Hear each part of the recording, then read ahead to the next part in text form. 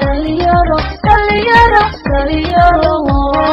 dhalinyaro dukaamiyo wuxuu sugayaa doorkan magacaygu waa jaamac gaas gamuure waxaan kamid ahay dhalinyarada degmada Goldogob ahna qudbo joogta deegaankana saameyn badan ku leh oo kamid ah dhalinyarada degmada waxaan taageero halkan u muujinaynaa kursiga Hope 166 waxa sanadkan ugu matali kara General Ahmed Abdi Xaashi Taajir waan dadkan iyo deegaanka dadka iyo danta iyo diinta sababta bixin kara una qalmo kursiga Hope 166 waxaan leenahay adeeg guuleyso garabkaaga nahay hadii aan nahay dhalinyarada codkaaga iyo garab istaagaaga noo ku siinay waan ku hambalyeynaa sida kursigan u garatay inaad dadka wax ka bedeli kartid deegaanka iyo dalka iyo dadka iyo ardayda iyo dhamaan dhalinyarada shaqalaanta wax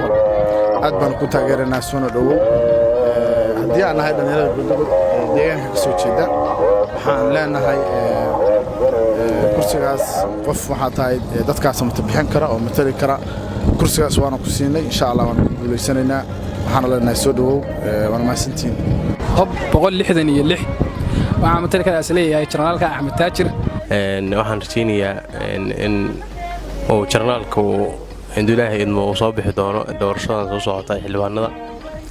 waxaan rajaynayaa inuu mataqaanaa si qurux badan oo soo bixi doono iyo cod fiican waxaan nahay taageerihiisa Generalka aragtidayda waxaan is leeyahay kolay dadku ma wada sinna hawlkarna ma wada ahan runtii General Ahmed Taajir anu aragtidayda hadaan ka dhiibto waa shakhsiga kaliya oo ka bixi kara mas'uuliyadaas wayna ka muuqataa runtii sida uu hogaamiye u yahay waa weyn waqtiga nabadaynta sida uu qayb qaadanayay asaga hadda xildhibaan ka horeeyay wuu shaqeeyay laakiin aragtaan anu waxaan is leeyahay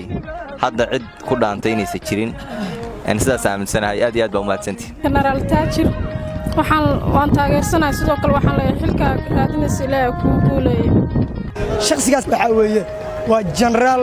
Ahmed Abdi Xaashi General Ahmed Taajir oo ah shakhsi la soo tijaabiyay maantana asdii karo deegaanka ma taqaanaa wuxuu u soo hooyin karaa guulo badan